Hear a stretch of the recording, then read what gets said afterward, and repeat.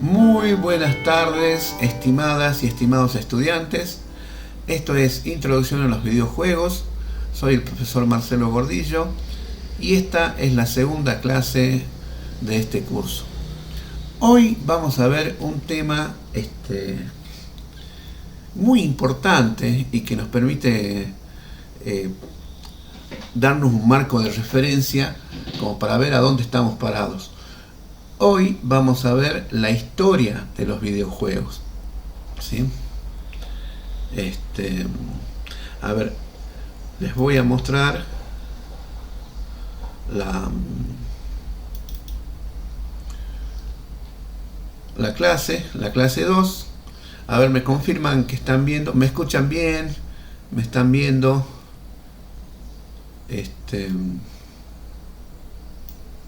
Perfecto, profe. Buenísimo, gracias. Entonces, la clase 2, historia de los videojuegos. Elegí la imagen de la portada de un libro de Stephen Kent. Es una persona que escribió varios libros acerca de la historia de los videojuegos. Es impresionante la cantidad de información que ha resumido, porque hace décadas que viene escribiendo esta persona y es yo creo que uno de los mejores que puede hablar acerca de los videojuegos. Abajo van a encontrar el material de estudio, como les decía, la clase 2, historia de los videojuegos, para que la descarguen, y la actividad obligatoria. También un foro de consulta, recuerden, hay un foro de consulta en la clase.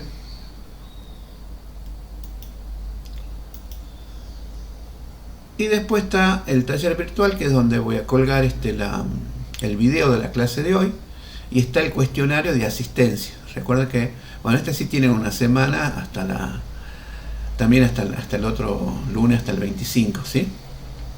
Así que bueno. Vamos a volver a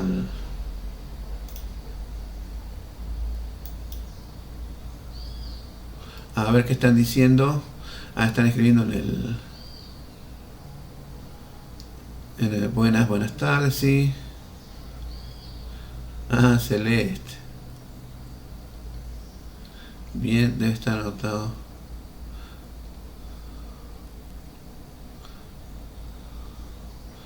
Sí, práctica también, práctica profesional. Y diseño de videojuegos, lo que se está dictando. Sí, estoy grabando la clase. Gracias por estar atento. Bien, se escucha bien. Bueno, ahora vamos a ver al documento, porque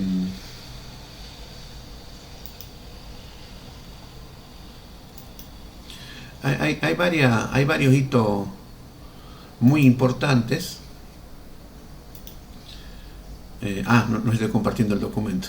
Ya me parecía que me olvidaba algo. A ver, vamos a compartir el documento. Acá está.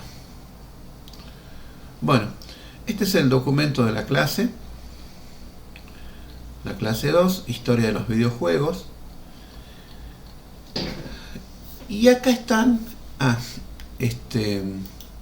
digamos, lo que se puede entender como la prehistoria de los videojuegos. Si bien esto eran videos, el OXO de Alexander Douglas y el tenis para dos de Higginbotham, o sea, usaban una pantalla, pero estos no fueron pensados para ser distribuidos masivamente. Fueron pensados dentro de los laboratorios y para mostrar lo que podía ser la tecnología actual. Y en realidad hay todavía mucha discusión con cuál fue el primer videojuego, porque algunos dicen, bueno, si tomamos como videojuego uno que es distribuido masivamente, entonces ninguno de estos es el primer videojuego. Tendríamos que hablar de las consolas, ¿sí? Ya vamos a llegar a eso. Pero me parece muy relevante mencionar también a OXO.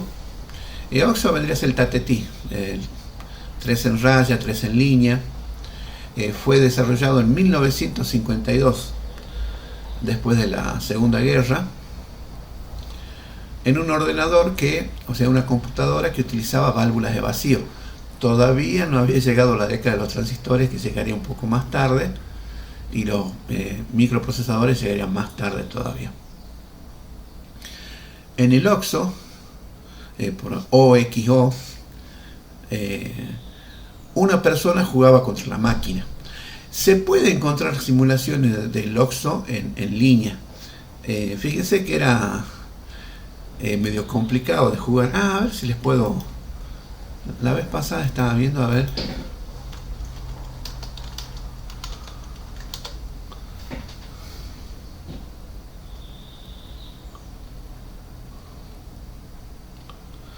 No encuentro ahora.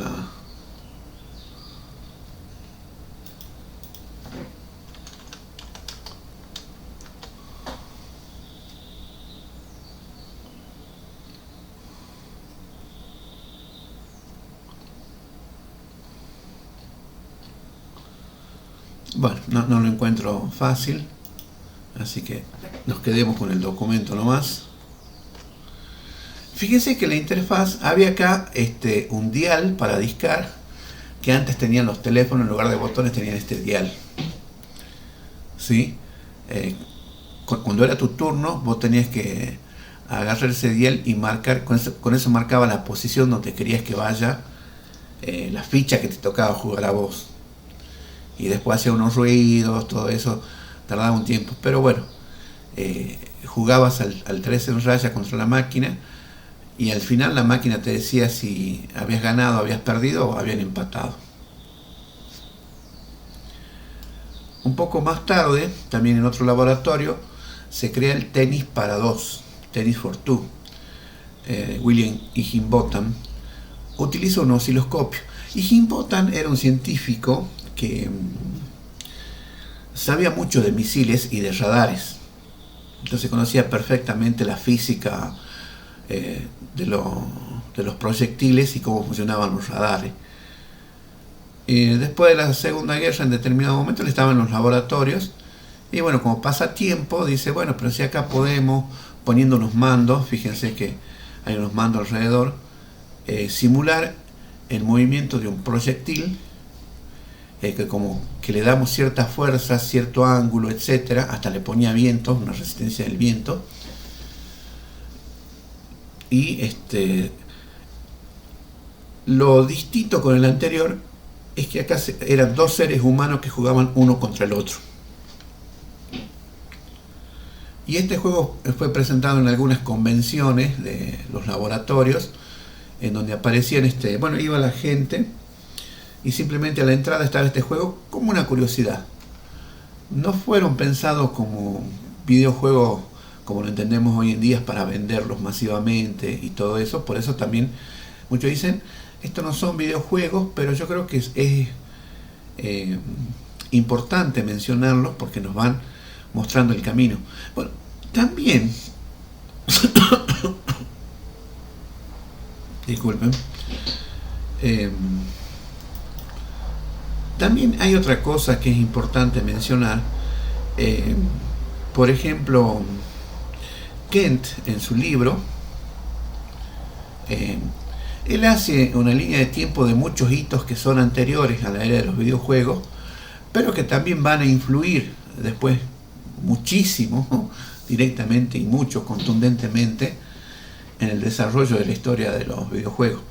Por ejemplo, él empieza en 1889, fíjense las fechas, 1889, cuando Fusajiro Yamauchi crea la compañía Marufuku. Esta compañía se dedica a hacer y distribuir Hanafuda. Los Hanafuda son cartas japonesas para jugar, pero hechas a mano con un decorado especial.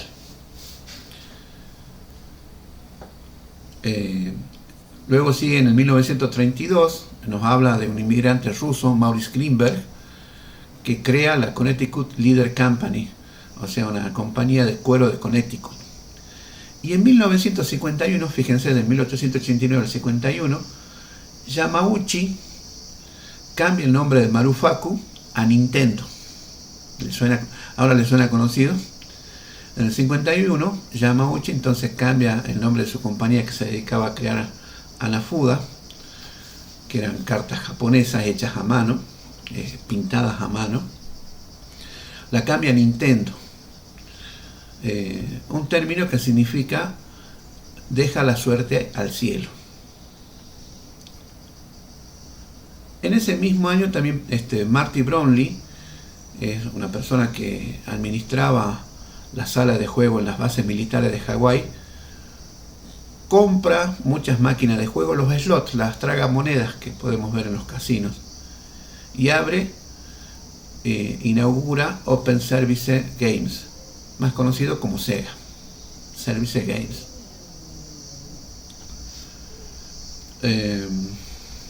En el 54, dice David Rosen, crea la Rosen Enterprises, las empresas Rosen, y empieza a mandar fotos a Japón. Luego Rosen, en el 56, se dedica a las máquinas, a las slots, a las máquinas operadas por monedas, máquinas electromecánicas. Fíjense que eso es anterior, diríamos, a los videojuegos. Recién en el 58 aparece Higginbotham, que era el que habíamos visto, que hace el tenis para dos. Fíjense que no lo nombra Loxo. En el 61 aparece Steve Russell, que crea el Space Wars, que es el primer juego de computadora interactivo. Bueno, ahora sí podemos volver a lo que era el documento. Por ahí quería mencionarle.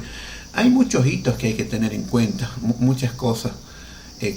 Cómo se han ido dando los sucesos en la historia para llegar a lo que son hoy en día los videojuegos. Y bueno, a ver, vamos a compartir de nuevo la clase. Nos hemos quedado acá en tenis para dos de Higginbotham, y viene la década de los 60. Acá está. En el 62, Steve Russell, quien era un estudiante del MIT, o sea, Massachusetts Institute of Technology, Instituto de Tecnología de Massachusetts, que es uno de las universidades tecnológicas más importantes del mundo, crea Space War. En este videojuego, dos jugadores controlaban a dos naves espaciales que combatían entre sí. O sea, también jugaban uno contra el otro. Funcionaba en un ordenador PDP-1. Es un ordenador central con varias terminales que se conectaban a ese ordenador central. ¿Sí? Ese ordenador central estaba en una sala especial, controlaba la temperatura, la gente que entraba ahí, todo lo demás. Pero eso estaba en una universidad. Y había terminales que simplemente eran teclados y pantallas que se conectaban a ese ordenador central. Terminales bobas, que se les llamaba. Tuvo cierto éxito porque esto estaba dentro de la universidad. Tampoco lo vio el público, ¿sí? Tampoco fue distribuido en forma masiva. En el 66, Ralph Baer empieza a desarrollar un proyecto que evoluciona hasta convertirse en la Magnavox Odyssey, que es el primer sistema familiar o también hogareño de videojuegos, que fue lanzado finalmente, dice, en 1972. Bueno, era una caja que se conectaba a la televisión y permitía jugar a varios juegos pregrabados. Con eso termina la década de los 60, que fíjense que tampoco hay distribución masiva de los videojuegos, ¿sí? Todavía, pero ya hay cada vez más avances. Aparecen las consolas en la década de los 70. En el 71, Nolan Bushnell comienza a comercializar Computer Space, que no era nada más y nada menos que una versión de Space War. No tuvo mucho éxito porque era complicado de jugar y terminaba muy rápido. Lo que pasa es que en ese momento ya había transistores, ya había circuitos integrados, pero no se utilizaban mucho los lenguajes de programación. No había disco rígido, no había almacenamiento. Entonces todo era en hardware. Y si vos querías hacer un videojuego, tenías que poner un montón de microprocesadores que se conecten en la salida de uno con otro para dar respuesta a una acción del jugador. Entonces, si bien se hizo una consola, está accediendo gente.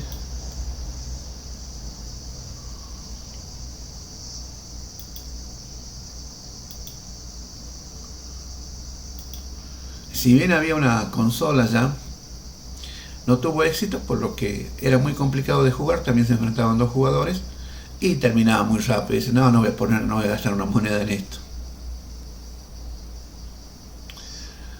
Ahora, acá el formato es lo interesante, que fíjense, este formato de consola, el formato arcade. Si esto da lugar a los arcades. Ponen la computadora en un gabinete, está todo ahí, están los controles al alcance y está la pantalla a la vista de los jugadores.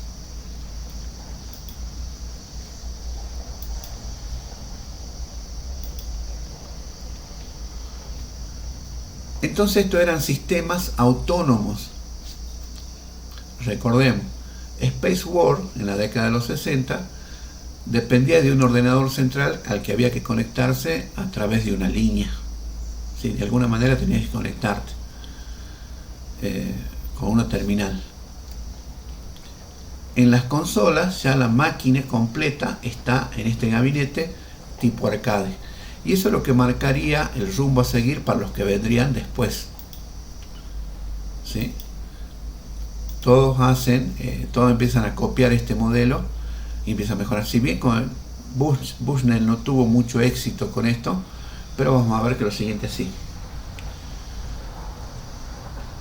Entonces ya no era necesario conectarse a un ordenador central, como en el Space War de Russell, porque el ordenador ya estaba en la misma consola.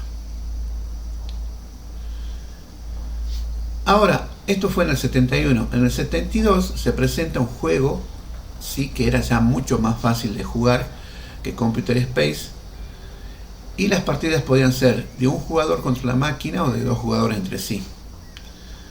Cada jugador manejaba, diríamos, un icono, un rectángulo, que se movía en forma vertical, de arriba para abajo, o de abajo para arriba. El objetivo era pegarle una pelota, a un punto que se desplazaba por la pantalla, para que vaya al campo del adversario. Si un jugador dejaba pasar la pelota, no le acertaba la pelota, el adversario ganaba un punto. Y sí, estamos hablando de una versión del tenis, pero una versión, acá está, que se llama Pong. Pong se presenta en el 72 y fue diseñado por una persona llamada Al Alcorn para Nolan Bushnell, el que había hecho la consola anterior. Bushnell había fundado Atari. Fíjense, había fundado Atari. Bueno, Pong consistía también en una consola o máquina comercial recreativa, como la llamaban las recreativas, y es considerado la versión comercial del juego Tenis para dos de Higginbotham. Recuerda que Higginbotham había hecho el tenis para dos con un osciloscopio, aprovechando su conocimiento de los misiles y de los radares. Pero que ahí él ponía muchas cosas como la masa, la potencia. Pero acá el tenis para dos era un poco más simple. Si bien podían jugar dos personas una contra la otra, o una persona contra la máquina, y era simplemente la paleta, que eran estas líneas verticales que uno la manejaba de abajo para arriba.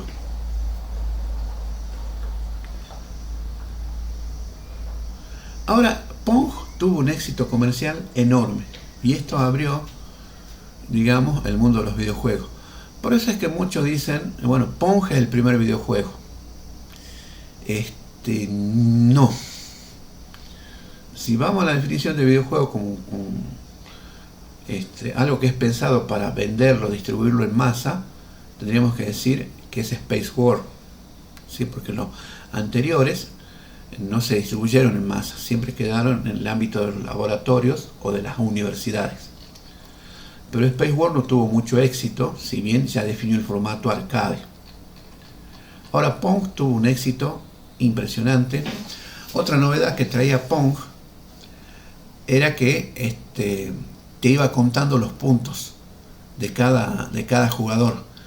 Entonces ya no había lugar a discusión, pero ya automáticamente la máquina te decía, bueno, acá por ejemplo 1-0 va ganando el jugador de la derecha, y así.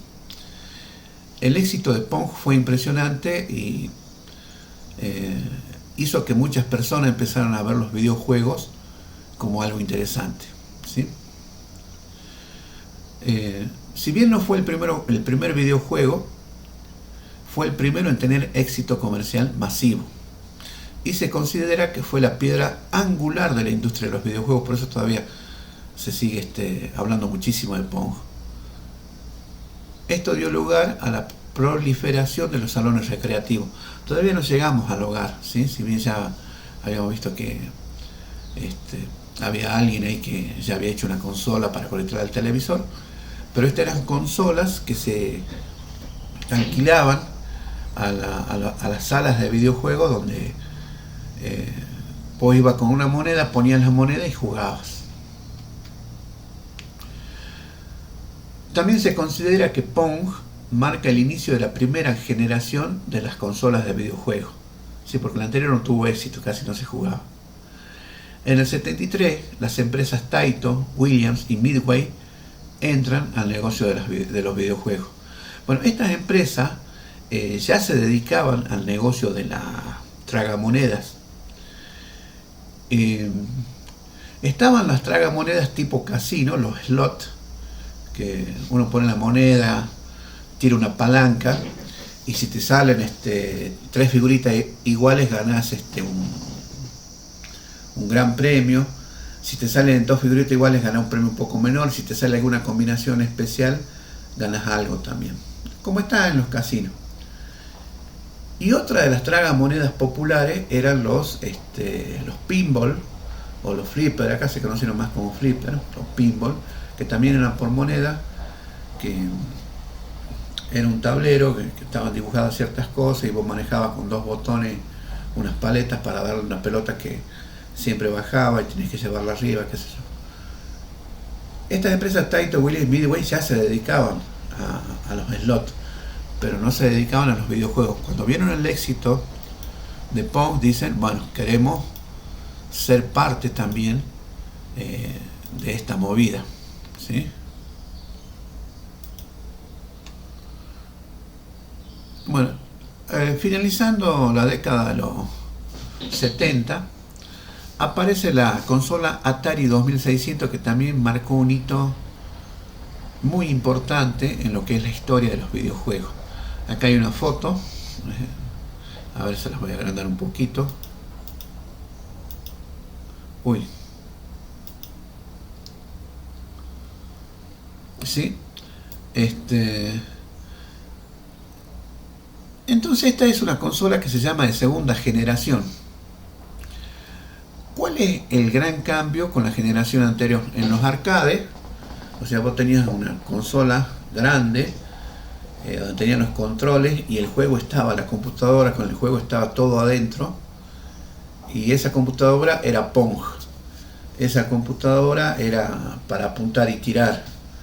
Esa computadora era Space War, no podía jugar dos juegos en esa consola, solamente podía jugar el juego que ya venía incluido en la consola. Si querías jugar otros juegos, tenías que ir a otra consola. En el 77, ya terminando la década de los 70, Atari lanza esta consola, la 2600, que con una sola consola, esta se llama consola de segunda generación, fíjense que es más pequeña que las otras, pero tenía esta ranura acá al medio, donde se introducían los cartuchos de los juegos. Es decir, con esta consola vos podías jugar cualquier juego siempre y cuando tengas el cartucho para insertar en esta ranura. Entonces eso era lo novedoso, lo bueno. vos con una sola consola podías correr varios juegos. Ahora sí, tenías que tener el cartucho. Y esta consola obviamente la tenías que conectar a un televisor, a una pantalla. Y también le conectaba los mandos, el joystick y demás a esta consola. Viene la década que se llama la década de los 8 bits. Esto es en los 80. Los procesadores van aumentando su poder a medida que pasa el tiempo, porque se va mejorando la tecnología, se van mejorando los procesos de construcción, de fabricación de estos procesadores, se van haciendo más rápidos y más eficientes en el consumo energético. En los años 80 los procesadores eran de 8 bits. Recién estaba naciendo la computación. En realidad ya había nacido, ¿no? Durante la Segunda Guerra Mundial, pero se mantuvo en secreto.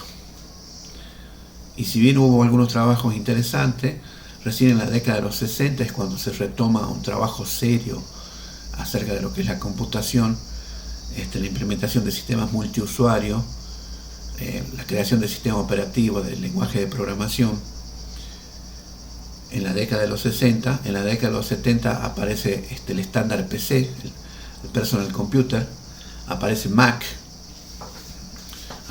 2, y en la década de los 80 los videojuegos, pero hasta los 70 todavía los videojuegos no llegaban a la computadora.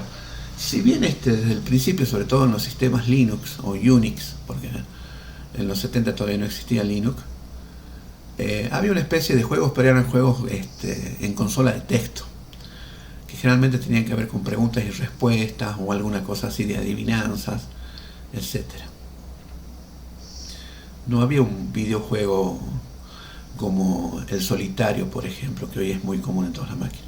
Bueno, llegamos a la década de los 80, los procesadores de 8 bits hacen su entrada en las consolas de los videojuegos. El principio de la década fue muy bueno porque veníamos de la consola Atari 2600, que los videojuegos se popularizan un montón. Había cartuchos para un montón de tipos de juegos. Ya no solamente era el tenis, sino que había muchísimos tipos de videojuegos. Aparecen diversos sistemas de tipo consola de segunda generación, como la mencionada Atari 2600, que apareció en el 77, pero en el 80 aparece Odyssey 2 de Philips, Intellivision de Mattel, ColecoVision de Coleco, la Atari 5200, el doble de la anterior, la Commodore, si se acuerdan de la Commodore 64, la TurboGrafx de NEC, y es cuando aparecen juegos como el Pac-Man de Namco, el popular Pac-Man, el Battlezone de Atari, el Pole Position también de Namco, Tron de Midway, el Tron, el de la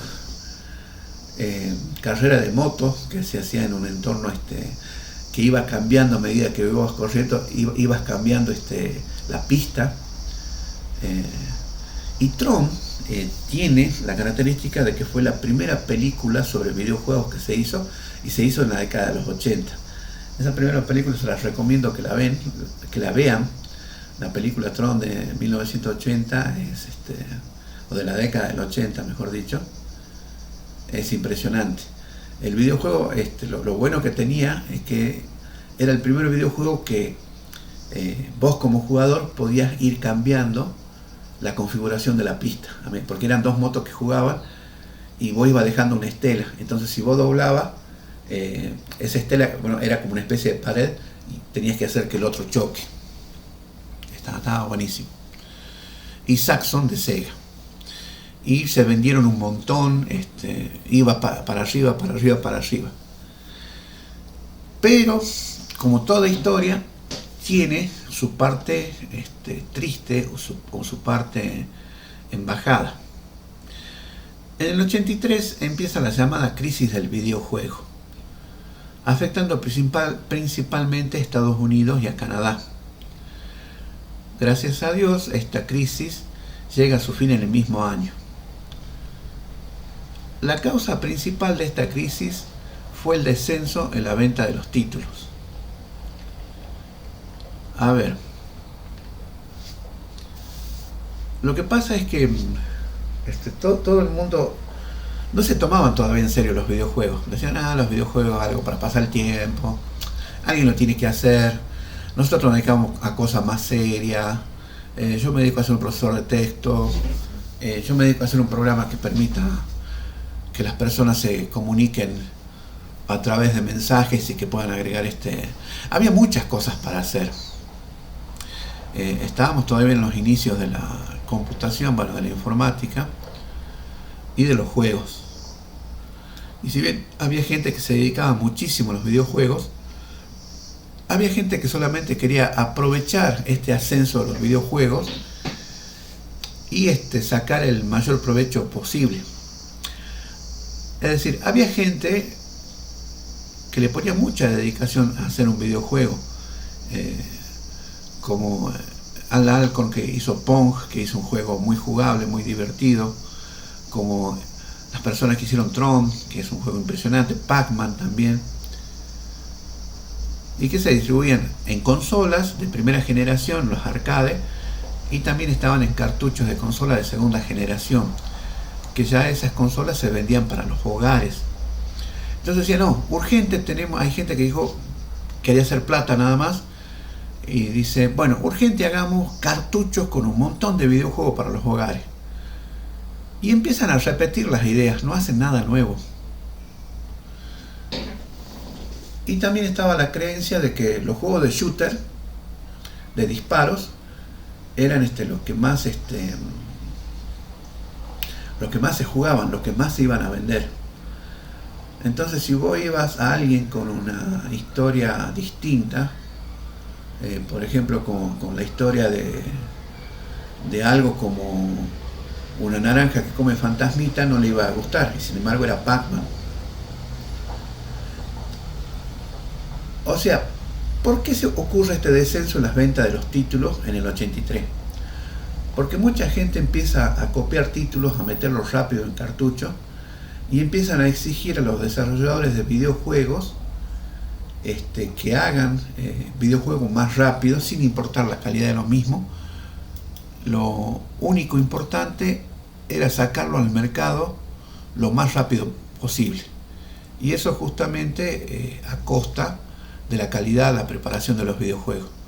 Entonces llegó un momento en que, si bien al principio había apenas decenas, cientos o miles de juegos, en pocos meses había cientos de miles o tal vez millones de videojuegos, y que muchos eran una copia de otros.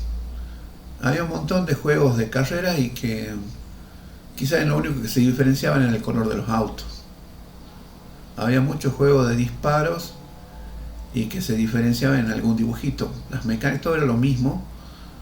Las mecánicas, los objetivos, todo era lo mismo, y no ofrecían nada nuevo al jugador, a los usuarios finales. Entonces uno como jugador dice, cada semana salen 100 títulos nuevos, pero que no sirven para nada. Entonces, como no hay demanda, ¿qué pasa cuando no hay demanda? La oferta cae, es decir, los precios bajan, y bajan todos los precios. Es por eso, no se vende tanto y los precios bajan, porque bueno, tenemos que sacarnos de encima el clavo, dicen los vendedores de videojuegos. Entonces empiezan a venderlo a la mitad, a la cuarta, a la décima parte, empiezan a hacer ofertas, pero eso afecta a toda la industria de los videojuegos, y los estudios, la gente que se esforzaba por hacer algo distinto, también se ve obligada a cobrar menos, y obviamente muchos caen en bancarrota.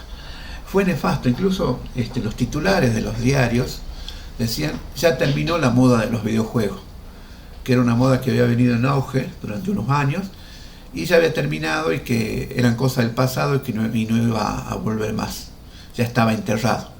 La historia de los videojuegos había llegado a su fin en el año 83. Así de grave era la situación, pero quería que entiendan que se da, sí, el descenso de las ventas, pero ese descenso de las ventas porque salían muchos videojuegos que no eran nada novedosos, eran copias ya de otros videojuegos, y cada vez los tiempos que les daban a los desarrolladores de videojuegos para terminar un videojuego eran menores. Lo importante era sacar un videojuego lo más rápido posible. Y bueno, y eso lleva a esta crisis. Pero esta crisis afectó más que nada a Estados Unidos, que ya tenía digamos que fue pionera en la utilización de los videojuegos a nivel masivo. En Japón recién estaban con las máquinas tragamonedas, se estaban haciendo alianzas por ahí de algunas cosas. No se había llegado a masificar los videojuegos. Y en Japón sale la consola Famicom, la Family Computer, que en Occidente las conocimos como la NES, la Nintendo Entertainment System. ¿Se acuerdan lo que habíamos visto? Está entrando gente. La historia de esta persona que había fundado en 1889 la empresa que hacía Hanafuda. Bueno, esa misma Nintendo, en el 83 logran desarrollar, ya antes se estaban dedicando junto con otros empresarios estadounidenses.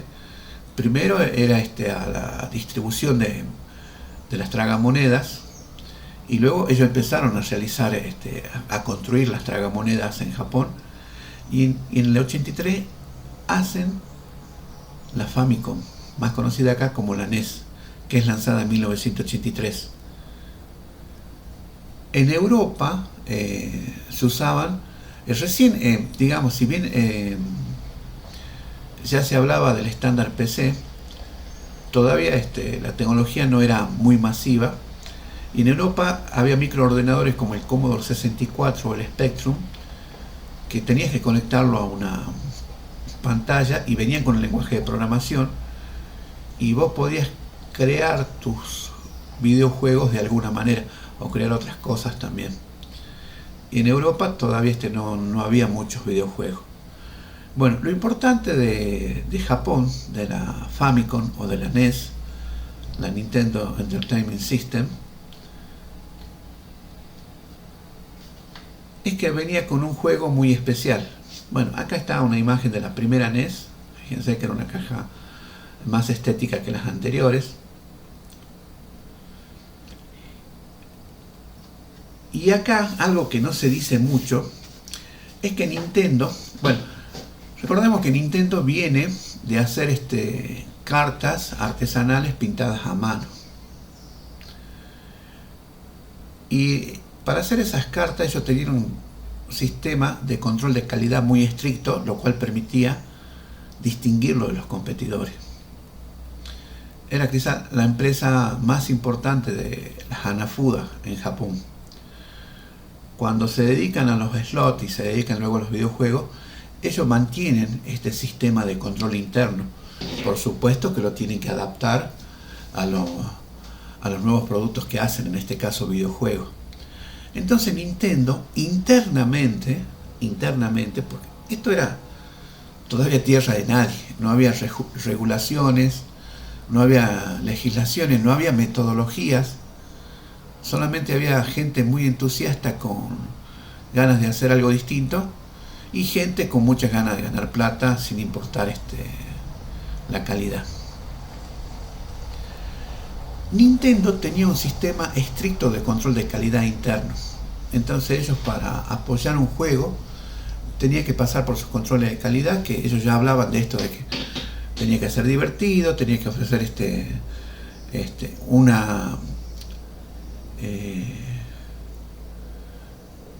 ¿cómo diríamos? Tenía que ofrecer una experiencia al usuario, evitando la violencia. Y así es como sale Super Mario Bros., que junto con la NES es lo que salva a los videojuegos de la crisis del 83. Como les decía anteriormente, ya los diarios decían: se acabó la moda de los videojuegos son cosas del pasado, están enterrados, ya se vendían por centavos, y es más, muchos videojuegos, había camiones completos de cartuchos de videojuegos que eran enterrados porque ya no se podían vender. Y es tal el éxito que tiene Mario Bros. Porque ofrece una historia, ya hay una historia, hay una narrativa. Hay un fontanero, un plomero, que tiene que rescatar a una princesa, que tiene que pasar por distintos niveles. Anteriormente todos los juegos eran un solo nivel que se jugaba una y otra vez, hasta obtener la mayor puntuación, hasta que se terminaba. Y ahora con Super Mario Bros. No. Se pasa de un nivel a otro, de un mundo a otro, y hasta llegar a rescatar a la princesa. O sea, hay objetivos por cada nivel, llegar al final del nivel, y hay un objetivo general, global del juego, que es rescatar a la princesa. Y también se podía jugar de a dos en forma cooperativa, no competitiva, porque Mario podía jugar con su hermano Luigi. Trajo muchísimos cambios. Y cuando llegó a Estados Unidos fue un boom de venta. Incluso cuando llegó a Estados Unidos, el gerente de Estados Unidos no le gustaba el juego. Dice: tiene que ser un juego de shooter, tiene que ser un juego de disparo. Esta dinámica no le interesa a nadie. Esto va a ser otra basura a la que vamos a perder plata, dijo el gerente de Estados Unidos, presionado porque no había ventas, porque todo se venía a pique. Y resulta que marcó la salida de la crisis de los videojuegos en el 83. Bueno, luego de la crisis, los estadounidenses siguieron los pasos de los japoneses y toman la NES, esta consola de Nintendo, como el principal sistema para videojuegos. Luego aparecen sistemas domésticos como la Master System de Sega, Amiga de Commodore y el 7800 de Atari, en las cuales se podían jugar juegos clásicos como el Tetris. Y a finales de los 80 aparecen las consolas de 16 bits, que ya directamente las tomamos en la década de los 90. Consolas de 16 bits como el Mega Drive de Sega y los microordenadores Commodore y Spectrum empiezan a ser desplazados ahora sí por las personal computers, por las PC, computadoras personales basadas en la arquitectura IBM, que ya estaban lo suficientemente maduras, ya tenían este espacio de almacenamiento secundario, o sea, permitían grabar en discos sin perder los datos, y empieza un nuevo juego. Bueno, acá un punto aparte para Mario Bros, la primera versión de Mario Bros, que aparece en el 85, ¿sí? En el 83 fue la crisis, y en el 85 aparece Mario Bros, diseñado por Shigeru Miyamoto. Pero en la NES se jugaban otros juegos anteriormente, ¿no? Se jugaba, por ejemplo, Donkey Kong, Tetris, inclusive había varios juegos que ya estaban y se jugaban. Entonces, ¿qué es lo que trae de nuevo Mario Bros? Bueno, esto que ya me había adelantado y se los había dicho recién, que la gran mayoría, por no decir todos los juegos electrónicos, videojuegos, solo consistían en unas pocas pantallas que se repetían, y el objetivo era conseguir la mayor cantidad posible de puntos. A partir de Super Mario Bros. Hay un objetivo general y objetivos particulares. Hay que rescatar a la princesa, y hay una narrativa que apoya a través de los distintos niveles a este objetivo. Cada uno de estos niveles era distinto y tenía su propia música. Super Mario Bros. Fue el gran éxito comercial luego de la crisis de los videojuegos, llegando a vender más de 10 millones de cartuchos. Y esto marca el rumbo para los videojuegos que vendrían después. Bueno, vamos a ver la década de los 90, que ya las computadoras personales que están en los hogares empiezan a reemplazar a las consolas.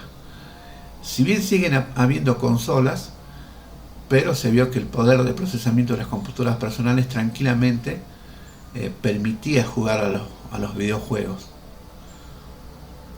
Entonces, la década de los 90 estuvo signada por el avance técnico que permitió la revolución de las 3D, las tres dimensiones, y la aparición de los videojuegos portátiles como la Game Gear de Sega, que acá la vemos, era color, y la Neo Geo Pocket. Aparece el CD-ROM, también en la década de los 90, que es utilizado tanto en las PlayStation, aparece la PlayStation, y en las PC. Bueno, y acá también los autores nombran la aparición de Doom como un hito. Yo les decía que anteriormente, hasta la década de los 80, hacer un videojuego era un ingeniero, un aficionado que tenía muchos conocimientos de electrónica, pero básicamente todavía no había lenguaje de programación, todavía no existían los motores de juego. Bueno, con Doom de id Software cambia todo esto. Justamente el giro, el gran giro que da Doom es que Doom se distribuía con un kit que te permitía hacer tus propios niveles. Y fueron muy populares los niveles que hacían los usuarios, o mods que se llamaban. Mods por modificaciones. Pero aún más, la gente de id Software fue más lejos. Puso a disposición de los demás su motor de juegos, que en ese momento no se llamaba motor de juegos, sino que se llamaba kit de desarrollo de videojuegos. Entonces pone a disposición de las otras empresas por cierta regalía un kit de desarrollo donde directamente con una especie de lenguaje de programación, o sea, facilita muchísimo el desarrollo de videojuegos. Ya no tenías que ser un especialista en electrónica, especialista en pantalla, etcétera, sino que era más fácil desarrollar videojuegos porque ya en una herramienta vos podías desarrollar videojuegos. Y aparecen en 3D ya otros títulos como Donkey Kong, Killer Instinct y otros más. También aparecen las consolas de 32 bits, aparecen los procesadores de 32 bits, aparece la Sony PlayStation, la Sega Saturn. Luego aparecen las consolas de 64 bits como la Nintendo 64 y la Atari Jaguar. Y algo muy importante es que en el mundo PC aparecen las tarjetas aceleradoras 3D o tarjetas gráficas. ¿Sí? Como se veía que cada vez había más demanda de gráficos, también aparece Windows, se hace masivo el uso de Windows 3, 3.11, después aparece Windows 95, Windows 98, y cada vez se necesitaba más poder gráfico. Entonces aparecen las GPU o las tarjetas gráficas o aceleradoras gráficas 3D. Lo bueno de Doom también es que era un juego 3D, en realidad es lo que se llama 2.5D, porque todavía no existía el 3D como lo conocemos hoy, pero tenía muchas cosas buenas, porque por ejemplo vos ibas por un túnel y escuchabas un sonido a la derecha y atrás y sabías que tenías que darte vuelta a la derecha y atrás porque venía un enemigo. Se lograba, era un juego bastante bueno, que después derivó en otros tipos de juegos, ¿no? La aparición de Doom en el 93 trajo importantes cambios que influenciaron a la industria. Aparte del uso de las 3D, en este juego por primera vez se podía jugar en red. O sea, en las consolas anteriores vos podías jugar hasta 2 jugadores, pero tenían que conectarse a la misma consola. Ahora acá ya tenemos internet y ya podías jugar en red qué sé yo, con el vecino de al lado o con una persona que estaba en otro país y en tiempo real, usando el modem. Y podía jugar tanto en forma cooperativa como en forma competitiva, el famoso Deathmatch Mode, o sea, el último que queda en pie es el ganador.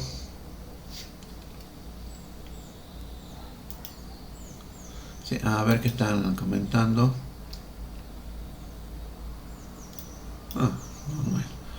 Bueno, esta empresa tuvo un gran acierto al permitir que los usuarios puedan modificar el juego, los mods. Ofrecieron un kit para los jugadores con los cuales te podían agarrar un nivel y cambiarlo o crear el nivel desde cero, lo cual aumentó su popularidad, ya que genera una verdadera fiebre de creación de mapas de niveles por parte de los usuarios. Y este fue el primer FPS, juego de tirador de disparos en primera persona, de éxito masivo. A fines de la década, la PlayStation, la 1, contaba ya con juegos como el famoso Final Fantasy VII de Square Game, Resident Evil de Capcom, Winning Eleven 4 de Konami, Gran Turismo de Polyphony Digital y el Metal Gear Solid de Konami. En el mundo PC, los más populares eran estos, los FPS, basados en Doom. Había uno que era Duke Nukem, luego salió Doom 2 y luego salieron un montón que ya ni me acuerdo. id Software también lanzó Quake, y también sale Half-Life de Valve. Bueno, y luego Valve es la que crea Steam, la plataforma esta de publicación de videojuegos, donde ustedes pueden publicar los videojuegos que después vayan haciendo. Es destacable que la conexión mediante internet facilita mucho el desarrollo de los juegos multijugador en línea, como el Ultima Online de Origin. En el 1998, aparece en Japón la consola Dreamcast de Sega, dando lugar a la generación de 128 bits, aunque no tuvo mucha aceptación. Llegamos a la década de los 2000. Década de los 2000 y la guerra de las consolas. Ya las consolas son ya las empresas tienen una trayectoria de varias décadas y ya empiezan a ser más potentes y empiezan a tener más poder y pueden jugar juegos más interesantes. En el año 2000 Sony lanza la PlayStation 2, la cual también marca un hito en las ventas. Se vende muchísimo. Se dice que es la consola más vendida de todos los tiempos.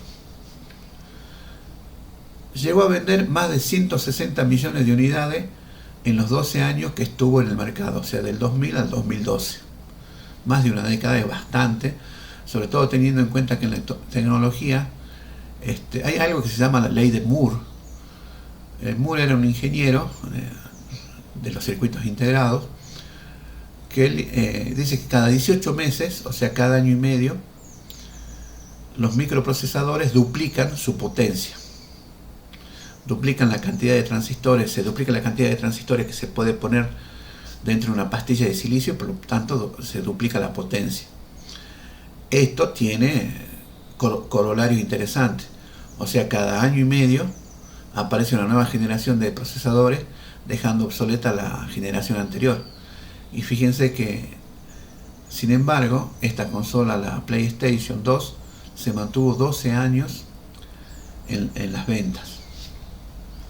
Bueno, esta PlayStation 2 podía correr más de 10.000 juegos, algunos exclusivos. Bueno, las consolas, las empresas, por ejemplo Sony, Philips, Microsoft, los que tienen las consolas, algunas tienen juegos exclusivos. Al principio muchas tenían juegos exclusivos, entonces como que te obligaban a que vos compres esa consola para que tengas videojuegos.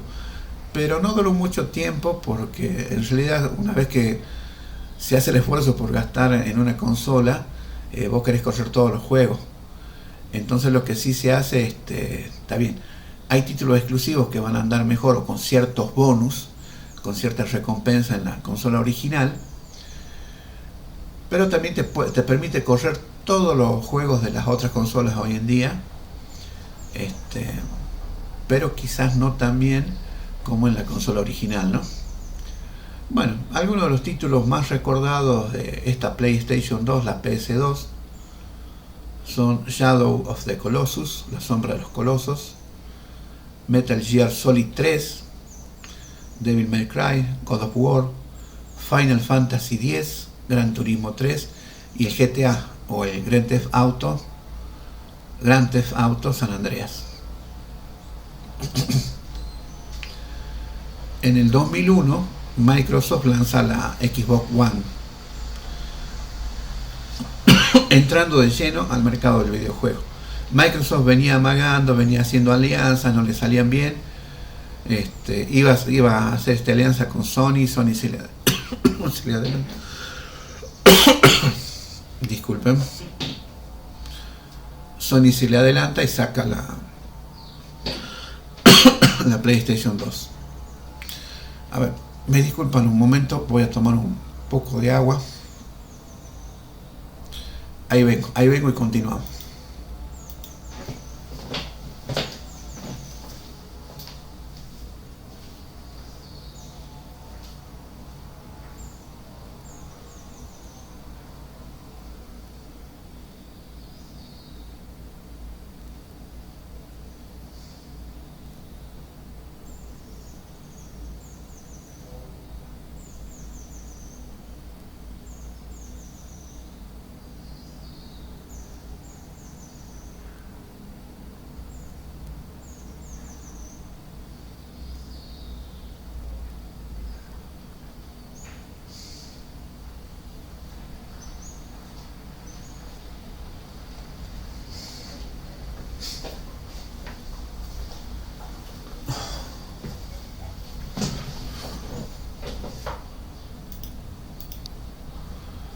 Bien, ya estoy de vuelta. Me hace falta un poco de agua por lo visto. Bueno, les decía que en el 2001 Microsoft, la de Bill Gates, la misma de Windows, del DOS, de Word, lanza la Xbox One y entra de lleno al mercado del videojuego. Y esto también marca un hito muy importante porque Microsoft hasta ese momento se dedicaba a sistema operativo y a aplicaciones como el Office y otras. ¿Por qué? Porque hace una consola, hace hardware. Es la primera vez que Microsoft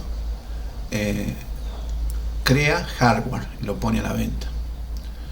El juego característico de esta consola fue Halo Combat Evolved, desarrollado por el estudio Bungie en forma exclusiva para esta consola.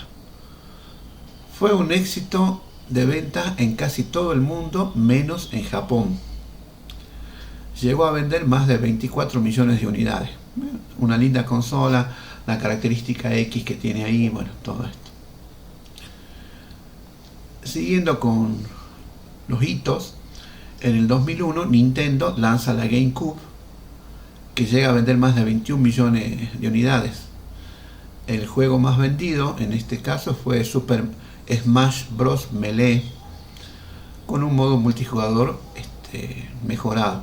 Como ven, GameCube era un cubo, se podían conectar 4 controles a esta. Otros títulos de esta consola fueron Metroid Prime, Zelda Wind Waker, Resident Evil 4, Super Mario Sunshine, Star Wars Rogue Leader y el popular Príncipe de Persia, que ya venía de versiones anteriores, ¿no? El Príncipe de Persia, las arenas del tiempo. Nintendo también empieza a distribuir la Game Boy Advance, que también tuvo un éxito notable. Y había una guerra ahí con Sega y Nintendo más que nada. Y ese año Sega anuncia que se retira del mercado de las consolas y se va a dedicar solamente al software, es decir, a desarrollar videojuegos. Ya no va a hacer más consolas. Sega, recuerdan Service Games. O sea, Sega existe, pero ahora desarrolla videojuegos, ya no consolas. vimos que en la década pasada, en la década de los 90, la PC había aparecido también como una plataforma de juego en los hogares, y durante la primera década de los 2000 también se consolida como la plataforma de juego más flexible y también más costoso, porque bueno, los jugadores siempre están buscando una experiencia más fluida, más divertida, más veloz. Y la cuestión con las consolas es que las consolas vienen cerradas y no podés modificarlas, y muchas vienen con cierta protección también para evitar la piratería y todo eso. En cambio, la PC, la Personal Computer, el estándar PC fue pensado para que sea extensible, o sea, para que se le pueda agregar cosas. Vimos que en la década de los 90 se le empieza a agregar una placa de video o placa de gráficos, lo cual permite que los gráficos vayan más rápido, y empiezan a salir placas de video más poderosas. También se le puede agregar más RAM, dándole más memoria principal, más potencia. También podés cambiar el procesador, por ahí sin cambiar la placa madre. Hay que ver la compatibilidad, pero es posible. O sea que también podés adquirir más velocidad, más poder de procesamiento. Por eso es flexible la PC, pero también es costoso. Y justamente está sustentado por la posibilidad de poder mejorar constantemente tanto el hardware como el software. Esto que les decía recién, agregarle más RAM, agregarle un disco duro más grande, cambiar el procesador, o agregarle otros programas. Se pueden agregar componentes como tarjetas gráficas de audio, para una placa de audio, también para tener un mejor audio con un sistema con varios parlantes, periféricos como pedales, mandos, volantes. Todo esto es hardware. Y en cuanto a los juegos, se los puede actualizar por parches que distribuyen las compañías desarrolladoras, y también por modificaciones creadas por otro usuario. Y bueno, hoy en día también están las PC Gamer, que se llaman, que ya vienen con colores, con luces, que son más vistosas que las PC digamos orientadas al trabajo, a la producción. En noviembre del 2006 aparece la PS3 de Sony. El título más vendido fue Grand Theft Auto 5. En el 2013 sale a la venta la PS4, y sigue siendo el Grand Theft Auto 5 la más representativa, el juego más vendido. En el 2016 se hace pública la PS4 Pro, con hardware más potente que permite utilizar resolución 4K. En el 2006 también aparece Nintendo Wii. El juego más representativo, el juego que más popularidad consiguió, es Wii Sport. Sí, porque venía con varios dispositivos, con varios accesorios, que como que podía jugar al tenis. Venía un sensor que te detectaba el movimiento y podías jugar ping pong, tenis, podías esquiar también. Bueno, había varios juegos electrónicos, varios deportes electrónicos, mejor dicho, ahí está, deportes electrónicos sería lo correcto, que podías jugar. En 2012 le sigue la Nintendo U, y el juego más vendido en esa es la Mario Kart 8. En el 2017 se hace el lanzamiento de la Nintendo Switch, y el juego más vendido es el Super Mario Odyssey. Fíjense que por ahí Nintendo no sigue el mismo rumbo que los demás. Es muy interesante lo que hace Nintendo, porque si ustedes ven la Nintendo Switch, como que no es más potente, que tiene más gráficos mejores que las anteriores. Es un formato distinto, y es para tenerlo en cuenta, porque siguen teniendo éxito. En cuanto a las consolas de Microsoft, en el 2005 es liberada la Xbox 360, y su juego más vendido es Kinect Adventures. Le sigue la Xbox One en 2013, y el juego más exitoso es el popular Call of Duty Black Ops 3. Le sigue la Xbox One S en 2016, y la Xbox One X en 2017. Cabe mencionar que para 2007 los ordenadores ya habían desplazado considerable para 2007 los ordenadores, o sea, las PCs, las computadoras personales, habían desplazado considerablemente a las consolas en la industria de los videojuegos. Y los fabricantes de hardware se centraron en crear tarjetas gráficas, procesadores y RAM más potentes para las computadoras personales, que era lo que buscaban los gamers, iniciando el sector de la informática gaming. Claro que esto también fue acompañado con el lanzamiento de ciertos títulos en PC. Se explota el género de acción-aventura libres, como Príncipe de Persia o Assassin's Creed. Aparece el Assassin's Creed. Esta última es una de las sagas con más ventas de la historia, al igual que God of War. Sin olvidarnos de la explosión del género de carreras con la mítica saga del Need for Speed, consagrada con la joya de Need for Speed Most Wanted del 2004. Finalizando la década del 2010, aparecen dos juegos que definirían en gran medida la tendencia de los próximos años: Minecraft y League of Legends. Minecraft, creado por Mojang AB, y League of Legends, creado por el estudio Riot Games. Sí, fíjense que lo que se estaba dando es que también iba acompañado todo esto de cómo iba mejorando la infraestructura. En los 90, había internet, pero no era buena la internet en general en todo el mundo. A principios de los 90, yo me acuerdo, para tener mail tenías que pagar. A finales de los 90 ya la casilla de mail te la ofrecían gratis. Es más, para buscar en internet a principios de los 90 también, para tener un buscador decente de internet tenías que pagarlo. Cuando aparece Google, en el 2000 creo que aparece Google, con su famoso buscador, que de la noche a la mañana, digamos, antes de que aparezca Google, los buscadores indexaban, creo que el que más indexaba era 400.000 páginas, que creo que era hasta la vista. Yahoo creo que tenía 200.000 páginas, una cosa así, había otros que tenían 50.000 páginas indexadas, o sea que vos podías buscarla en el buscador y te da. Cuando aparece Google, aparece con 4 millones de páginas de una, y te ofrecía el mail gratis, o sea, los borró a todos. Se dejó de pagar por las casillas de mail y se dejó de pagar por el buscador, que ahora el buscador es Google. Pero con esto hubo un acompañamiento de la mejora de la infraestructura en todo el mundo. Ya empieza a haber internet de alta velocidad, y entonces, acompañado con las mejoras de las tarjetas gráficas, de los procesadores, los lenguajes de programación, ya aparecen las herramientas como los motores de juegos también en el 2000. En la primera década del 2000 aparecen algunos motores de juego. Además del de software, ya aparece Unity, por ejemplo. Se empiezan a hacer más juegos y se empiezan a experimentar con otras ideas, como los de multijugador en línea. Por eso es que acá dice, a finales del 2010 aparecen Minecraft y League of Legends.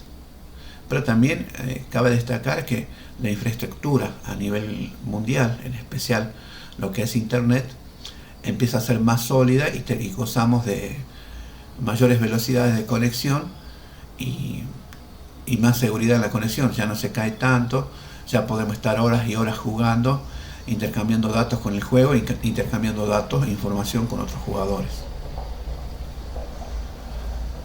Entonces empieza la década del 2010 al 2019 con la llegada de los eSports. Ya en 2010 Internet, dice, estaba profundamente ligada a los videojuegos. FIFA y PES seguían con su competencia en el fútbol, Call of Duty seguía siendo el mejor FPS, y World of Warcraft seguía en lo más alto del género MMORPH, que será juegos masivos multijugadores de rol en línea. Siglas en inglés siempre, ¿no? Massive Multiplayer Online RPG Games, ¿no? Sin embargo, el año anterior se habían lanzado dos juegos que tenían mucha popularidad. Uno era Minecraft y el otro el LOL, League of Legends. Minecraft se convirtió en uno de los mayores fenómenos virales para niños. Hasta entonces, digamos, claro, los videojuegos estaban medio adolescentes o adultos. Y de repente aparece un juego para niños. Este sencillo juego de simulación con una calidad de gráficos de 8 bits, fíjense, hacer videojuegos de 8 bits, gráficos de 8 bits en la era donde ya teníamos 64 bits por todos lados, placas aceleradoras, y no, ellos dicen, lo vamos a hacer con esta estética. Por eso, fíjense, es importante aprender la historia, para que vean que muchas veces, tomar lo más nuevo, lo último, quizás no sea lo mejor para tu juego. Lo importante es tener este sentido de la estética. ¿Qué es lo distinto que le va a ofrecer tu juego al mundo? Y fíjate, en medio de la década del 2010, esta gente de Minecraft se deciden a hacer juegos de 8 bits, juegos con gráficos de 8 bits, y les va bien, marcan un éxito, marcan una tendencia. Este juego se volvió adictivo hasta más no poder, y la empresa, los desarrolladores de Mojang AB no lo creían, no entendían por qué era tan adictivo. Se le llama Sandbox por caja de arena. Es el sandbox más jugado de la historia hasta ahora. Es un juego de realidad abierta, que se le llama, no tiene fin. Tenés un mundo abierto donde vas explorando y haciendo cosas. Por otro lado, vamos al LOL, al League of Legends, que era una completa locura en Asia, donde en Asia le gustan más estos juegos, estas mitologías muy elaboradas, con muchas cosas de demonios, monstruos, héroes, villanos, pero con una metodología muy compleja, ¿no? Especialmente en Corea, Japón y China. El League of Legends tenía más de 1.000 millones de usuarios en apenas un año. Explotó. Fue algo también que no lo esperaban. Posteriormente se expanden hacia Occidente y la locura sería lo mismo, porque veían que había mucha gente del otro lado que lo jugaba y que era muy bueno. Y se hacen eventos, ¿no?, que se transmiten en vivo y se reparte mucho dinero. El League of Legends explotaba una jugabilidad presentada anteriormente por Blizzard en su Warcraft 3, Frozen Throne, o sea, el trono congelado. Un mapa llamado Defense of the Ancients, o el Dota, por las siglas en inglés. Eso es lo que básicamente explotaba el League of Legends, que presentaba un mapa con 3 carriles y zonas ocultas con torretas que los jugadores debían destruir hasta llegar al núcleo de la base enemiga y destruirlo. Bueno, acá una foto de uno de los eventos. Se hacen eventos sobre todo en Oriente, ¿no?, que se vienen haciendo eventos ya de hace rato, masivos en línea con una gran infraestructura, y están ahí los jugadores y los fans, todos apoyando a sus equipos, y se reparte mucho dinero. Bueno, otro es el Counter-Strike Go, que ahí está también en el siglo. Este género era conocido como MOBA, en castellano, Arena de Batalla Multijugador Online, o sea, Multiplayer Online Battle Arena. Sí, siempre las siglas van a estar en inglés. Término ya acuñado también en Dota. Esto enviaría al Warcraft al abismo, porque ya, claro, no se jugaba Warcraft, se jugaba esto, o al borde del mismo. El problema con los juegos multijugador online hasta esa fecha es que todo dependía del nivel del jugador y de los ítems que tuviera. Es decir, si vos eras un jugador nivel 30 con un equipo normal, jamás en la vida podrías ganar a otro de nivel 40 con una mejor armadura, por mucho que tus habilidades en el juego sean superiores.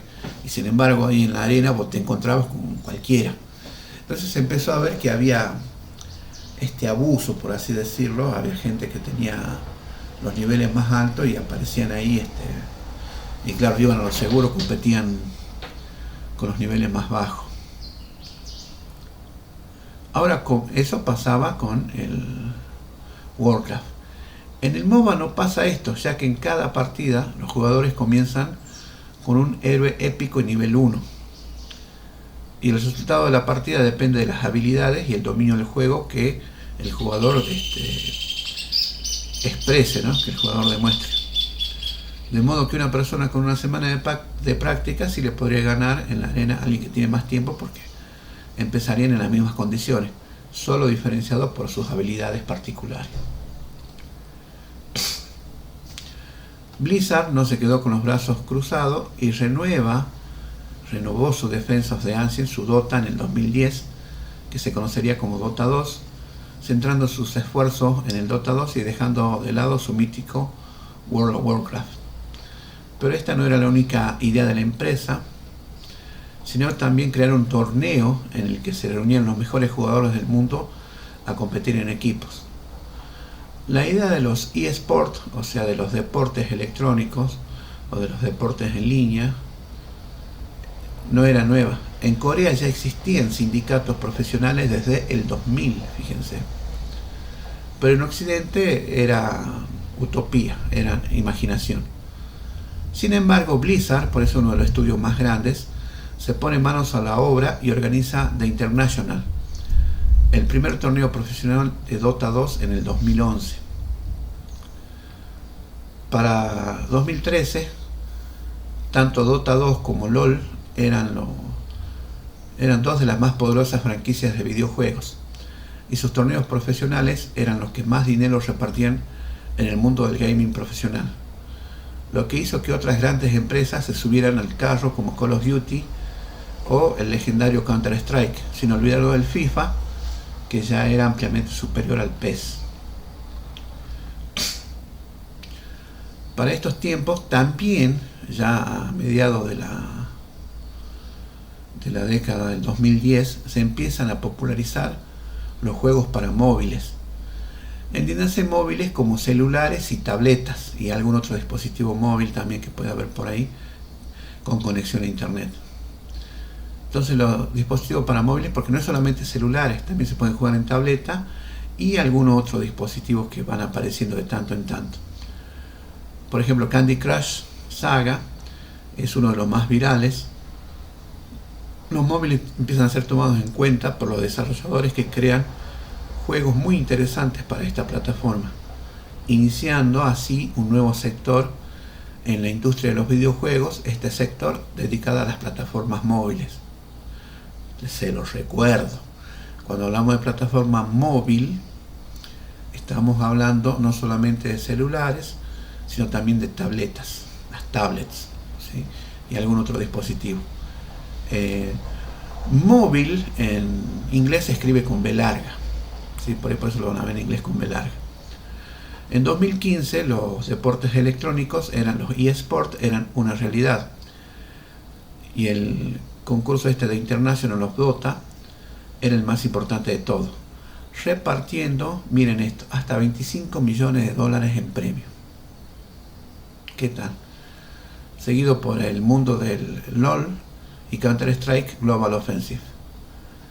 Entonces el juego de todos los chicos ahora es ser millonario jugando videojuegos, y estaba al alcance de las manos.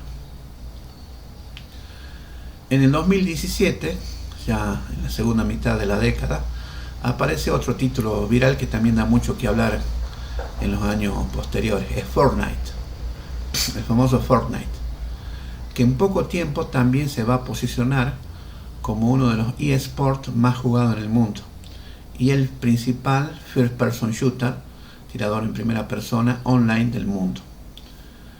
En la actualidad los eSports son el sector que más dinero mueve en la industria del videojuego, con más de $500 millones de mercado y un crecimiento de hasta el 40% anual.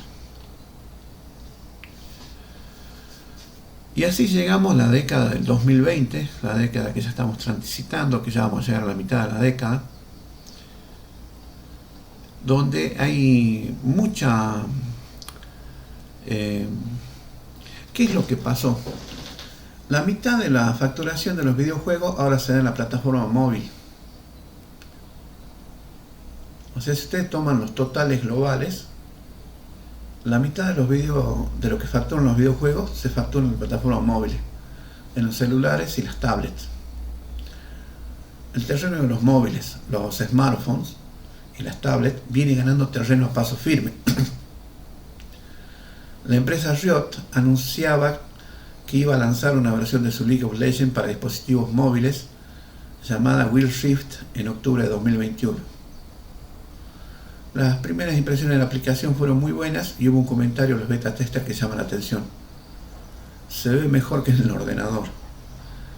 Recordemos que los celulares y las tablets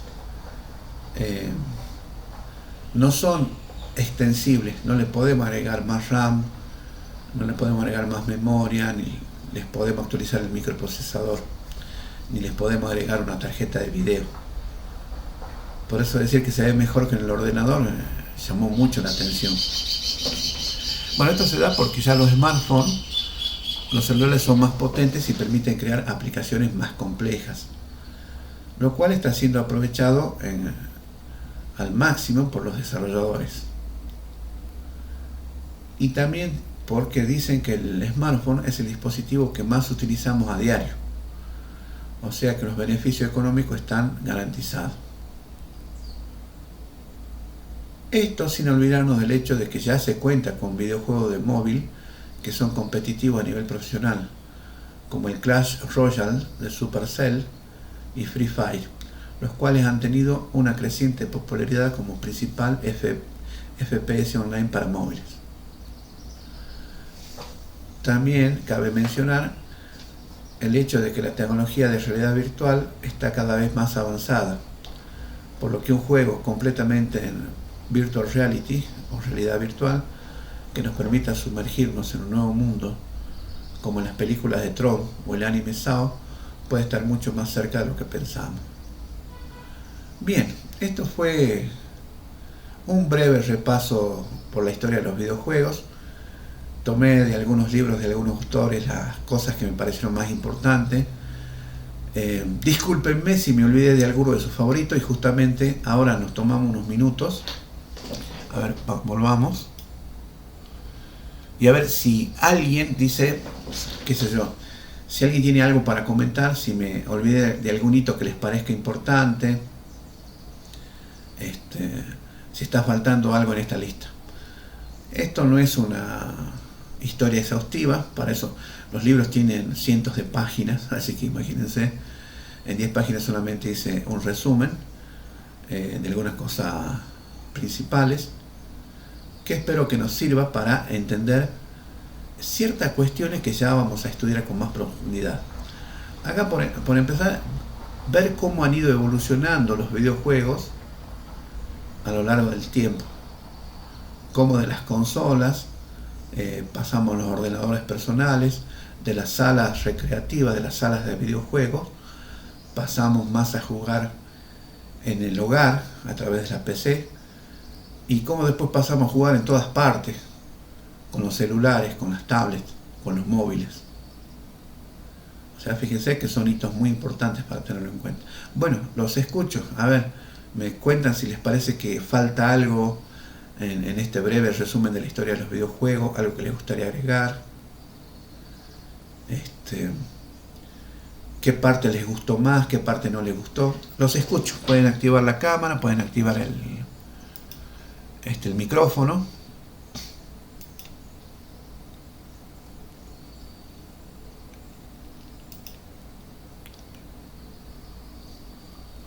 Acá Casasola dice, claro, teníamos Terra como buscador, así era. Paula dice, yo jugaba al Free. José, mejoraba el hardware, mejoraban los videojuegos. Yo jugaba Mobile Legends, dice Hernán. Bien, a ver, los escucho. ¿Quién me puede agregar algo, comentar algo? Claro, Ariel dice, yo teniendo PC juego de todo. Claro, pero la PC hay que irla actualizando. Eso es cierto, una PC, pero también la PC no te la podés llevar a todos lados. Eso lo bueno, los móviles lo que traen es la ubicuidad, el poder jugar en cualquier parte, mientras esperas el colectivo, mientras estás esperando en la cola del supermercado. A ver, Ariel, sí, dime, Ariel. Hola, ¿ahora se escucha? Hola, Ariel. Hola, ¿se me escucha? Ahora se te escucha, sí. ¿Cómo le va?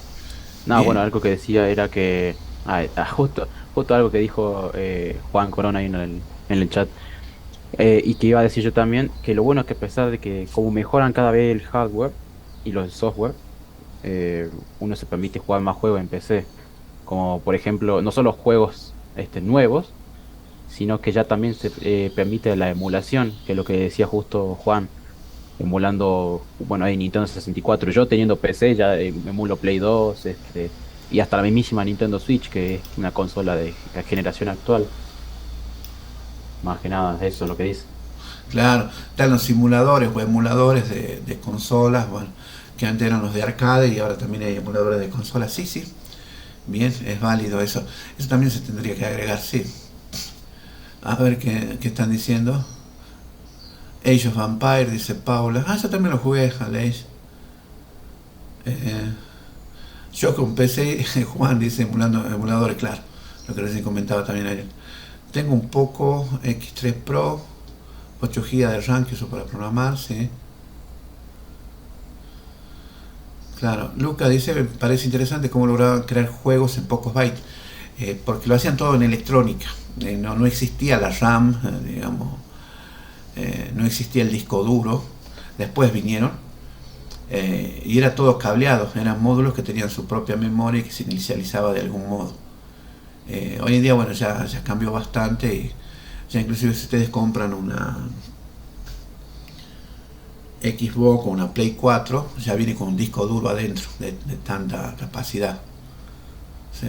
Y ya viene con RAM y viene con conexión a internet y todo lo demás.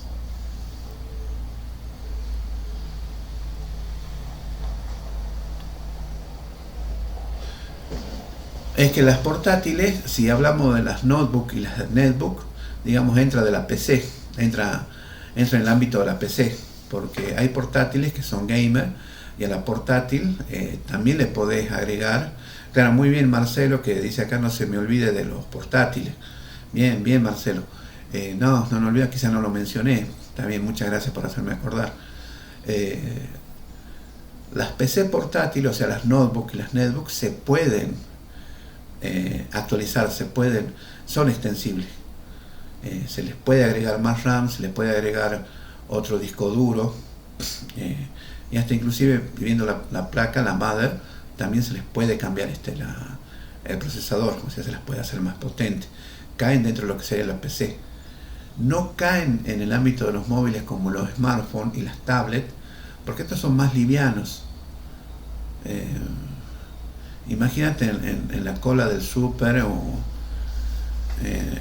esperando que te atienda el doctor, vos sacas el teléfono y jugás un poco. En cambio, tenés que sacar la computadora, la notebook, es algo más grande, ¿no? Se podría hacer, pero es más cómodo con el celular.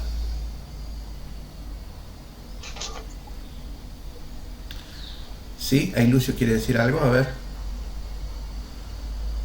Hablo de los primeros juegos. No, perdón, apreté el botón por error.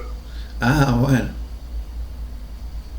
Ah, las consolas. Bueno, sí, mencionamos la Game Boy, y otras que fueron apareciendo. Las Game Boy, sí las mencionamos, sí las mencionamos por ahí. Como la Game Boy y bueno, muchos otros, ¿no? Que no fue la única. Ya desde el Tamagotchi, que era el llaverito ese que con la mascotita virtual que había que alimentarla, sacarla a pasear, todo eso, si no se te moría. Y bueno, después vinieron muchas. También en algún momento, sí, muy bien lo que dice Marcelo, estaban los Casio, la Nintendo DS, la 3DS, como dice Ariel, muy bien.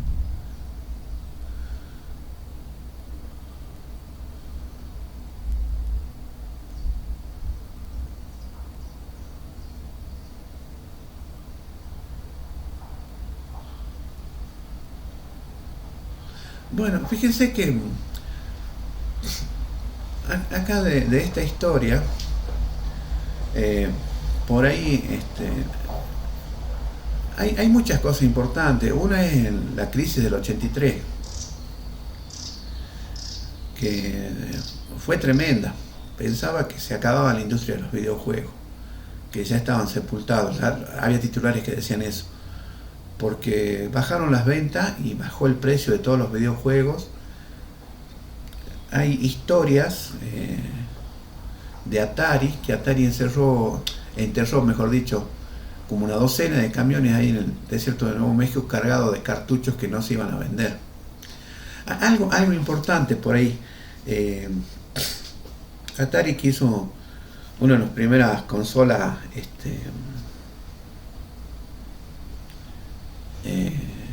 de éxito para jugar,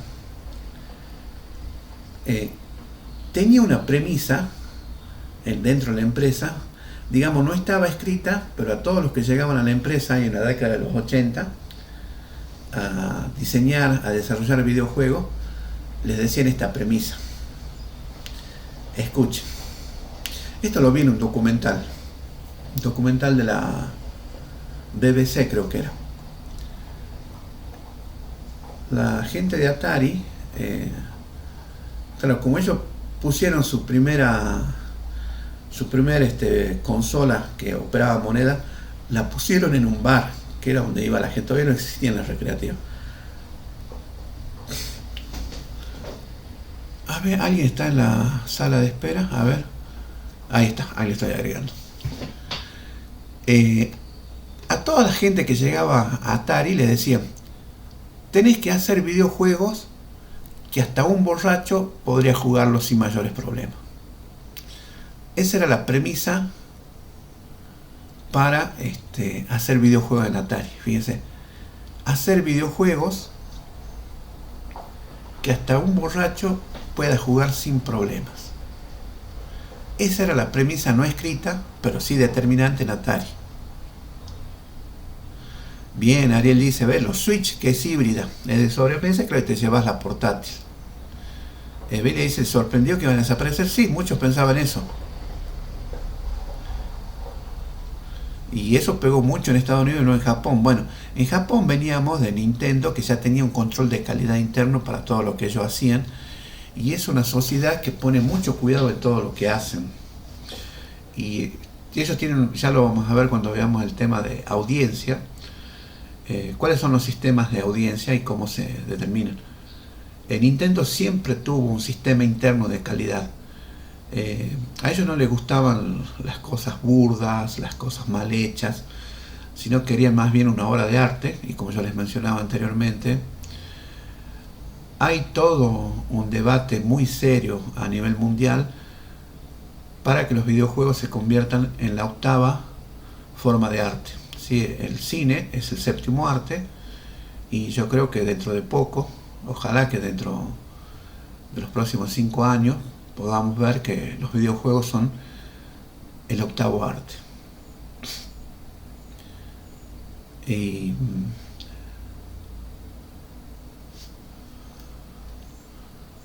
entonces Nintendo tenía esta cuestión del sistema de calidad interno, no aceptaban cualquier cosa.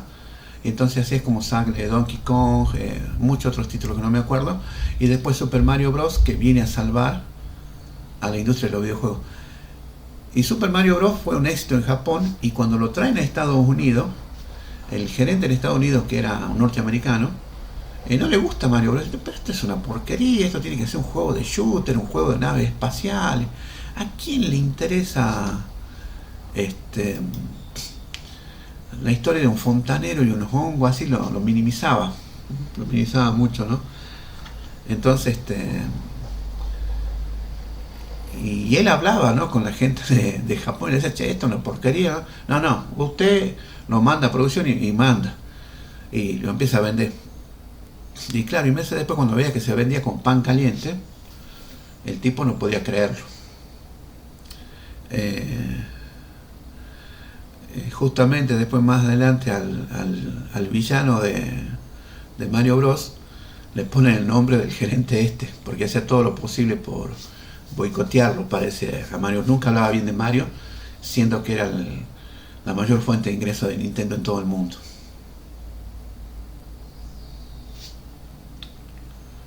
A ver qué dicen.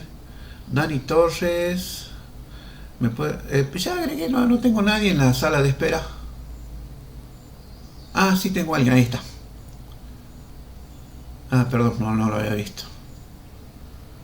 Bueno, por ahí lo que les quiero mostrar es que también muchas veces la crisis de los videojuegos vino porque había mucha gente inescrupulosa que quería ganar dinero y lo único que le importaba era hacer videojuegos rápido, mandarlos rápido a la venta, total, algo de plata iban a ganar. Y entonces exigían a los desarrolladores que en poco tiempo, porque los primeros videojuegos tardaron años en desarrollarse, y de repente, porque todo lo hacían con electrónica, y de repente a los desarrolladores les decían, no, tenés 3 meses. De venir de hacer un juego en años a tener 3 meses, obviamente no salían productos buenos. Aparte no había motores de juego, ni había metodologías apropiadas. Aquí eso es lo que yo veo que hace falta, es que en la historia de los videojuegos también las metodologías y los motores de videojuegos deberían estar.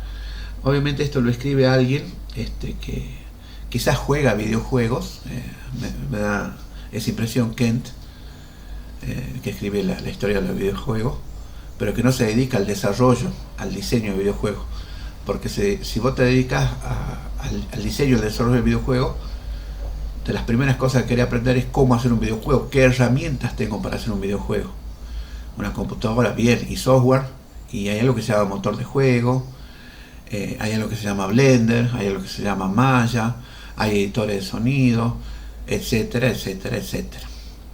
Así que para mí, desde mi punto de vista, lo que le está faltando a esta historia es una historia de las herramientas que permiten hacer diseño y desarrollo de videojuegos, y también de las metodologías como las metodologías ágiles, ¿no? Scrum. Muy bien lo que dice Evelia. Subestimaron a los usuarios. Claro, ellos dicen, le vamos a vender cualquier cosa, así que invertamos lo menos posible, y subestimaron a los usuarios, y así le fue. Ariel. Claro, Nintendo era la empresa esa que hacía naipes, y eran naipes artesanales pintados a mano y de alta calidad. Fíjate todo eso. Por eso es que por ahí Kent empieza una línea en 1889 con Fusajiro Yamauchi, así era, que hace a mano Hanafuda, que son las cartas japonesas. Eso era lo principal que hacían. También hacían tableros, ¿no? Tableros de Go, por ejemplo.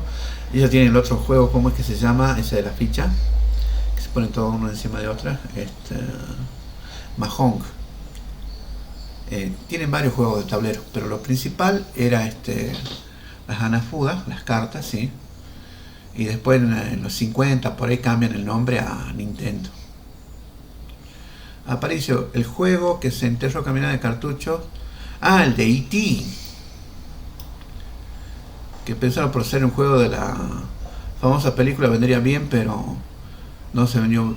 Bueno, ahí el desarrollador del videojuego dice que él presenta la idea y que les pide 2 años para hacer el desarrollo del videojuego. Y les dice, dice, tenés 3 meses. Y entonces muchos atacan al juego de E.T., porque es un juego malo, que tenía algunos bugs, qué sé yo, pero él dice, está bien, reconozco que le faltan muchas cosas, pero es porque le faltó tiempo. Pero en el poco tiempo que tuve, logré hacer un juego que se puede jugar. Y sí, y la empresa hizo millones de cartuchos y no se vendió mucho. Ultra Hand, ¿qué es la Ultra Hand? Ariel.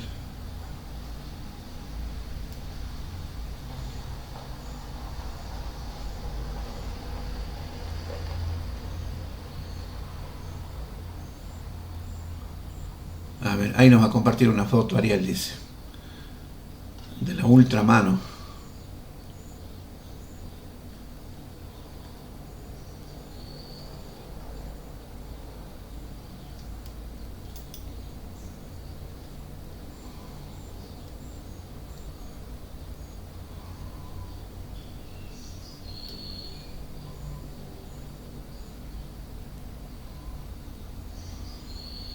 Cuando dijo que ya se volvió gratis, ¿será que estamos pagando con nuestra información?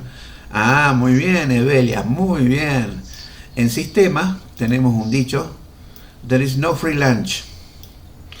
No existen los almuerzos gratis.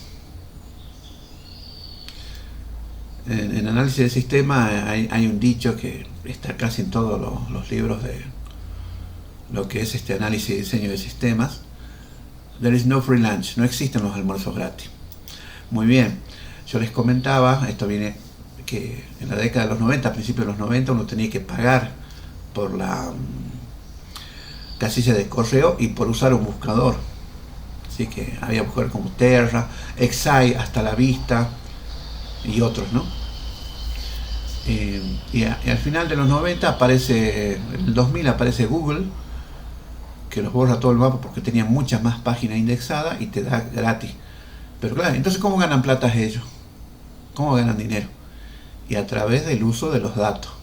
Porque vos cuando te suscribís, cuando abrís una cuenta de correo electrónico o cualquier cuenta para los servicios de Google, tenés que dar tus datos personales, dónde están, tu nombre, tu edad, etc.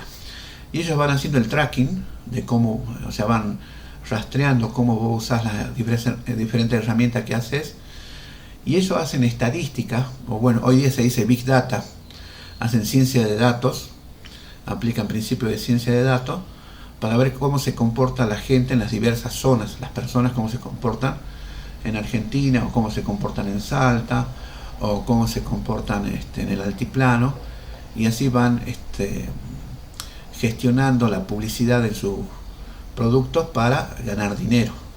Sí, alguna forma de ganar dinero tiene. Exactamente, Bella, no hay almuerzos gratis. Ah, bien, acá Ariel dice, esta es la Ultra Hand.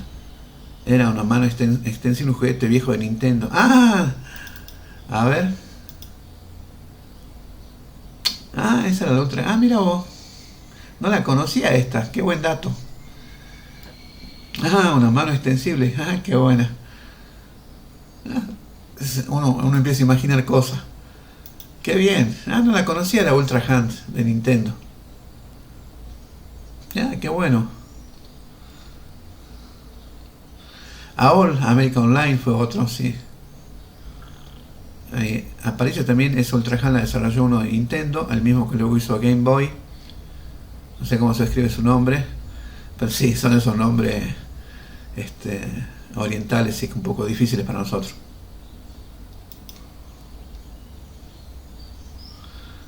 Incluso actualmente ese Ultra Hand lo vi, pero en vez de manito tenía un cocodrilo. Dice Aparicio. Hernán dice, cuando salió Gmail ofrecía 10 veces más almacenamiento que otros servicios de la competencia. Sí, en la casilla de correo te ofrecían mucho más almacenamiento. Y bueno, después salió con Drive y con un montón de otras cosas que son muy útiles. Pero también hay que ser un poquito...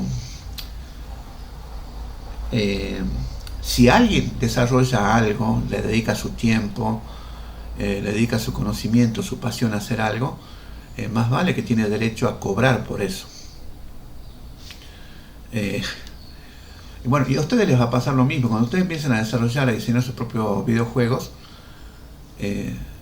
van a tener el derecho de recibir el reconocimiento, de recibir una remuneración por su esfuerzo, por lo que ustedes crean. Entonces hay que tener cuidado con los derechos de autor y hay que pensar, bueno, está bien, Google me da gratis, digamos, entre comillas, porque sí aprovecha mis datos. Y bueno, pero si no, yo tendría que ver la forma de tener una casilla de correo. Si bien hoy en día todos lo dan gratis, pero todos usan el mismo modelo. Todos usan tus datos para hacer negocio.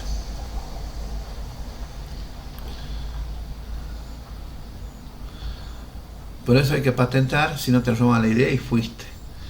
Sí, el patentamiento también, pero va más bien con otras cosas. Hay registros. Bueno, ya vamos a hablar en otra cosa. Bueno, algo más que quieran agregar. Si no, voy dando por terminada ya la clase. Bueno, gracias por haberme soportado. No estoy en mi mejor condición. Espero no haberlos dormido. Ceci dice, el juguete que a la salida de la escuela te vendían y se rompía a los 2 días. Uy, no. Y sí, bueno, todo depende del plástico que le ponga, de la calidad de los materiales. Bueno, como siempre, un gusto haber estado con ustedes. Espero que el jueves ya me sienta un poco mejor y podamos tener una clase un poco más activa. Bueno, termino la grabación y terminamos la clase.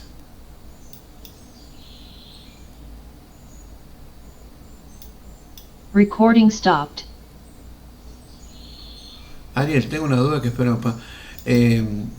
Mira, como les decía al principio, Ariel, las dudas, consultalas con Isaías. Como te digo, estos son cursos. Bueno, pero si apruebas estos cursos y haces todas las demás materias completas, te van a dar la posibilidad de seguir en la tecnicatura. Y si no, bueno, es un curso que dura lo que dura esta materia, digamos. Bueno, gracias Ricardo. Pero mejor consultarlo con Isaías, que él te va a saber dar una respuesta, porque tiene que ver tu caso particular. Bueno, si te pasaron el link, empieza a entrar nomás. Nos vemos chicos, que estén muy bien. Chicos, chicas, nos vemos y a seguir pensando lindas ideas para los videojuegos. Chao.